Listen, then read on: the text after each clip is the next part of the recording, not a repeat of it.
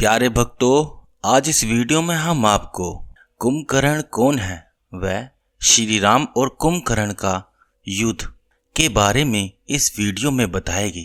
तो आप इस वीडियो के अंत तक बने रहना। वीडियो को प्रारंभ करने से पहले बोलो जय श्री राम। प्रथम दिन के युद्ध में श्री राम से युद्ध में परास्त होने के बाद रावण बहुत चिंता में पड़ जाता है।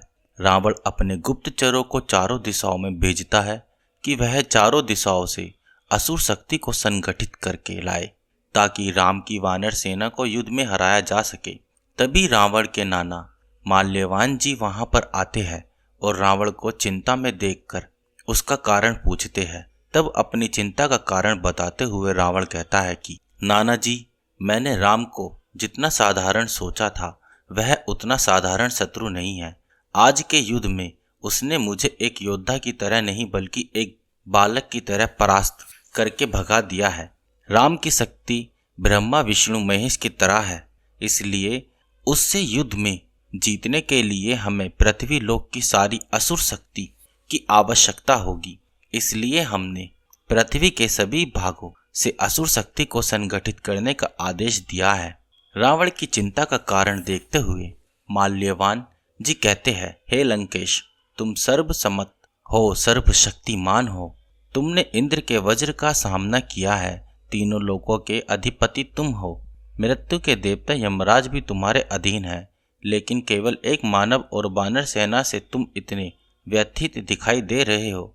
तुम्हें राम की वानर सेना से युद्ध करने के लिए अन्य असुरों की क्या आवश्यकता है, जबकि तुम्हारा भाई कुंभकर्ण इतना शक्तिशाली है कि वह पूरी वानर सेना को अकेले ही समाप्त कर देगा।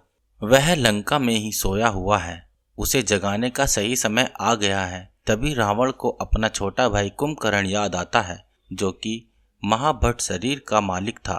कुंभकर्ण का शरीर किसी विशाल पर्वत की तरह था, जो कि एक ही बार में कई गांव के जितना भोजन कर लेता था।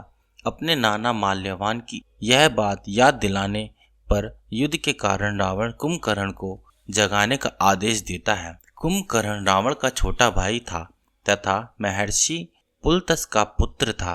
कुंभकर्ण जन्म के समय से ही बहुत ही विशाल शरीर का मालिक था। बड़े होने के पश्चात उसका शरीर किसी पर्वत के समान हो गया था। एक समय रावण, कुंभकर्ण और विभीषण तीनों भाइयों के एक साथ ब्रह्मदेव की तपस्या की तथा उनकी तपस्या से प्रसन्न होकर ब्रह्मदेव ने वरदान मांगने के लिए कहा। जब कुंभकर्ण की बारी आई तो कुंभकर्ण इंद्रासन यानी इंद्रदेव का आसन मांगना चाहता था, लेकिन इंद्रदेव द्वारा देवी सरस्वती से विनती करने पर देवी सरस्वती वरदान मांगते समय कुंभकर्ण की जीभ पर बैठ जाती है और जिस वजह से कुंभकर्ण के मुंह से इंद्रासन के स्थान पर निंद्रासन निकल जाता है। उसे सुनकर ब्रह्मदेव तथास्तु कह देते हैं। ब्रह्मदेव कुंभकर्ण को वरदान देते हैं कि वह सदा सोता ही रहेगा। इस पर कुंभकर्ण ब्रह्मदेव से विनती करते हैं कि उसे ऐसा वरदान ना दीजिए, तो उस पर दया करके ब्रह्मदेव उसे यह वर देते हैं कि वह 6 महीने तक सोता रहेगा और केवल एक दिन जागेगा और फिर 6 महीने के लिए निद्रा में चला जाएगा। इंद्रदेव द्वारा कुंभकर्ण को निद्रा का वरदान दिलाने के पीछे यह भी एक कारण यह भी था कि कुंभकर्ण एक बार में ही एक गांव के लोगों द्वारा खाए जाने वाले भोजन के जितना भोजन करता था। इसलिए यदि वह जागता रहेगा तो उसके कारण पृथ्वी पर भोजन का अकाल पड़ जाएगा। इसलिए उसे निंद्रासन का वरदान दिलवाया जाता है। कुंभकर्ण का सोने का समय अभी पूरा नहीं हुआ था, लेकिन आपत्ति काल में और युद्ध के कारण रावण ने असमय ही उसे जगाने का आदेश दिया। ढोल नगाड़े हाथी सेना के साथ कुंभकर्ण को जगाया जाता है और जागने के तुरंत बाद ही कुंभकर्ण भोजन में जुट जाता है। जब कुंभकर्ण खुद समय से पहले जगाए जाने का कारण पूछता है तो सेवक बोलते हैं कि महाराज, रावण ने उसे जगाने का आदेश दिया है। जब कुंभकर्ण पूछता है कि महाराज ने उसे जगाने का आदेश क्यों दिया है, तो वह सेवक बताता है कि लंका में युद्ध चल रहा है, जिसमें रावण पुत्र अक्षय कुमार तथा प्रहस्त मृत्यु को प्राप्त हो चुके हैं। तब कुंभकर्ण लंकापति रावण के समक्ष जाता है और उनसे लंका में हो रहे युद्ध का कारण पूछता है। कुंभकर्ण के पूछने पर रावण बताता है कि उसने अपनी बहन शूर्पणखा के अपमान के बदले में राम जी की पत्नी सीता को बलपूर्वक हरण किया है, इसलिए उसे छुड़ाने के लिए राम किष्किंधा के राजा वानर राज सुग्रीव की सेना लेकर हमसे युद्ध करने आए हैं। रावण के मुख से देवी सीता के हरण की बात सुनकर कुंभकर्ण को आश्चर्य होता है, क्योंकि कुंभकर्ण जानता था कि श्री राम वास्तव में नारायण का अवतार है और देवी सीता साक्षात लक्ष्मी का अवतार है। उसके बावजूद भी महाराज रावण लक्ष्मी रूपी देवी सीता को हरण करके लाए हैं और स्वयं भगवान विष्णु से शत्रुता मोल ली है। कुंभकर्ण की यह बात सुनकर रावण आश्चर्यचकित होकर कुंभकर्ण से बोलता है कि तुमसे किसने कहा दिया कि वह वनवासी राम विष्णु का अवतार है। तब रावण को समझाते हुए कुंभकर्ण कहता है कि भैया, हमारे पिताजी ब्रह्मदेव ने स्वयं कहा था कि त्रेता युग में जब भगवान विष्णु सूर्य वंश में मानव रूप में जन्म लेंगे तब वह उसी मानव रूप में आपका अंत करेंगे। कुंभकर्ण के मुख से अपने शत्रु राम की बड़ाई सुनकर रावण को क्रोध आ जाता है और वह कुंभकर्ण पर क्रोधित होकर बोलता है, कुंभकर्ण, अगर तुम इस युद्ध में अपने भाई की मदद नहीं कर सकते तो मुझे उपदेश भी मत दो। यदि तुम्हें लगता है कि इसमें मेरी ही सारा दोष है तो तुम जाकर वापस से सो जाओ। यह मेरी लड़ाई है, मैं इसे खुद लड़ लूंगा। मुझे तुम्हारे परामर्श की आवश्यकता नहीं है। तब कुंभकर्ण कहता है कि भैया, मेरा आपको परामर्श देने का उद्देश्य केवल आपका और लंका वासियों का हित है, इसलिए मैं आपको यह परामर्श दे रहा था कि यदि हो सके तो आप श्री राम से संधि कर ले, लेकिन यदि आप चाहते हैं कि युद्ध हो तो मैं आपकी ओर से युद्ध करने अवश्य जाऊंगा। आपका छोटा भाई होने के नाते मेरा यह कर्तव्य बनता है कि जब तक मेरे प्राण हैं तब तक आप पर कोई आंच न आए।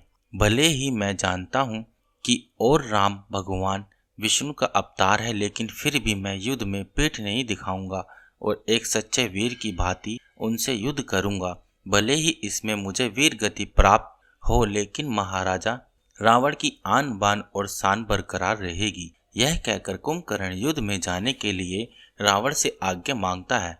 युद्ध के लिए जाते जाते कुंभकर्ण रावण से यह कहता है कि भैया, यदि मैं इस युद्ध में मृत्यु को प्राप्त हो जाऊं तो कृपा करके आप राम से संधि कर लेना, क्योंकि मेरी मृत्यु के पश्चात लंका में कोई भी राम का सामना नहीं कर पाएगा।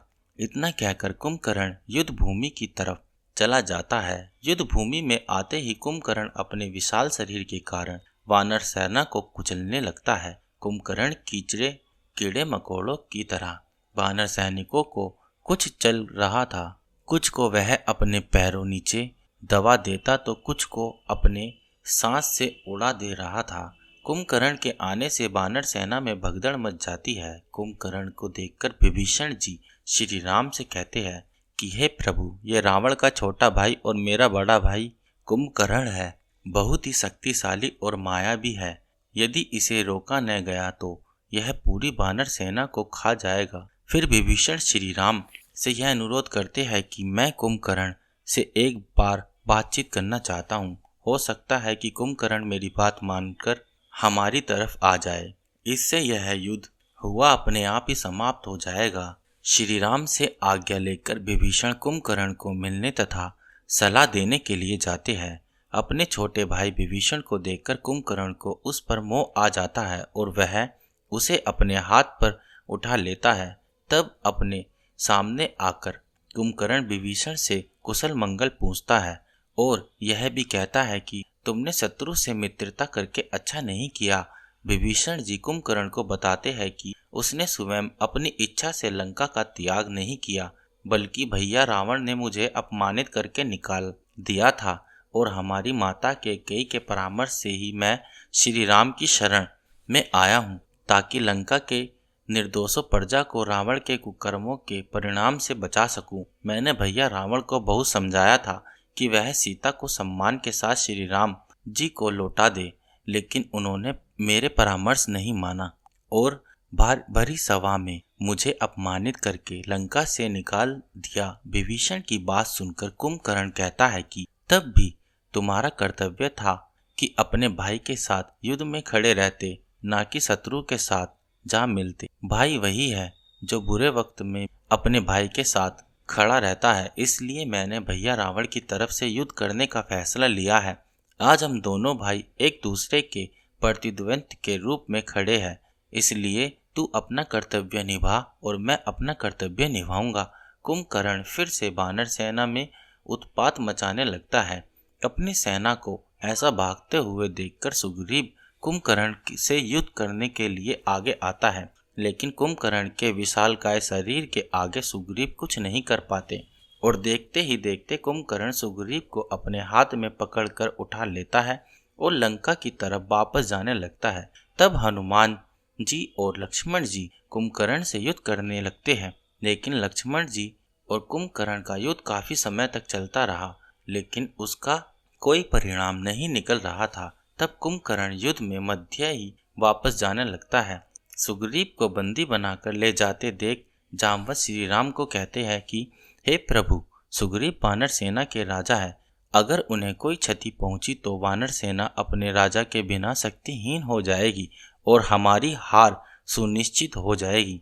इसलिए आप अभी जाकर महाराज सुग्रीव को कुंभकर्ण के चंगुल से छुड़ाए। जामवंत की बात सुनकर श्री राम कुंभकर्ण सहयोग करने के लिए आते हैं और एक साधारण तीर द्वारा कुंभकर्ण का ध्यान अपनी तरफ लाते हैं। तब कम्फर्ट कौन कहता है कि आओ राम, मैं तुम्हारी ही प्रतीक्षा कर रहा था।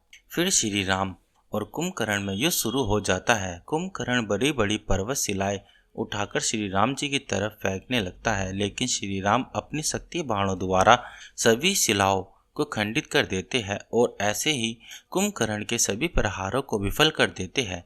अंत में श्री राम अपने तेजस्वी बाणों द्वारा एक एक करके कुंभकर्ण के शरीर के सभी हिस्से काट देते हैं। श्री राम पहले कुंभकर्ण के दोनों हाथ काट देते हैं और उसके शीश को अपने बाण द्वारा गहरे समुद्र में काटकर फेंक देते हैं। इस प्रकार लंका का सबसे महाभट योद्धा वीर गति को प्राप्त हो जाता है। प्यारे भक्तों, अगर आपको यह कथा पसंद आई तो वीडियो को लाइक करें और हमारे चैनल स्पिरिचुअल देव ज्ञान को सब्सक्राइब करें। साथ में कमेंट में जय श्री राम अवश्य लिखें। तो बोलो जय श्री राम।